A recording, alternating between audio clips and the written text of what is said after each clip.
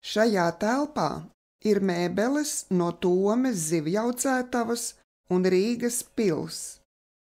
Par Tomes zivjaudzētavu 1927. gada janvārī Latvijas zvejnieku kongresā tika pieņemts lēmums par pirmās valsts centrālās zivju audzētavas būvniecību.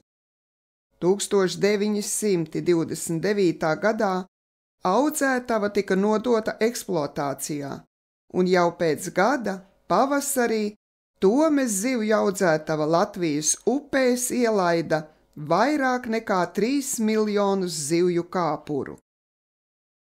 Kārlim Ulmanim Tomē tika iekārtota atpūtas istaba.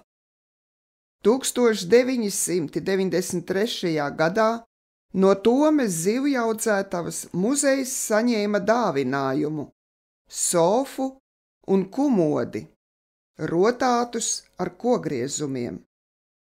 Šīs mēbeles ir no Kārlim Ulmanim iekārtotās atpūtas istabas Tomē.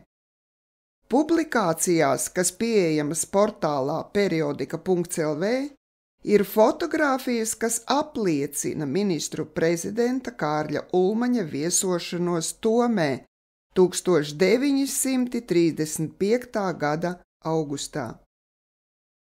Ēdamistabas bufete izmantota prezidenta pilī Rīgā līdz 1945. gadam. To 2013. gadā muzejs krājumā saņēma no valsts prezidenta kancelējas.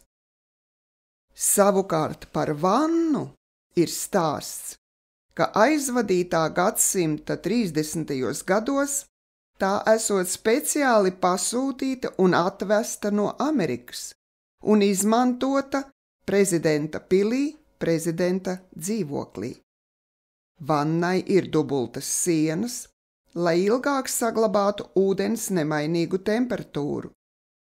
Kad prezidenta pilī pēc kara iekārtoja Rīgas Pionieru pili, remontdarbu laikā šo vannu aizveda uz kāda darbinieka dzīvokli. 2010. gadā muzeja toreizējais direktors Gunārs Ulmanis vannu ieguva savā īpašumā, lai to uzdāvinātu muzejam. Telpā redzamo gleznu autors ir muzeja veidotājs un ilgadējais vadītājs Gunārs Ulmanis.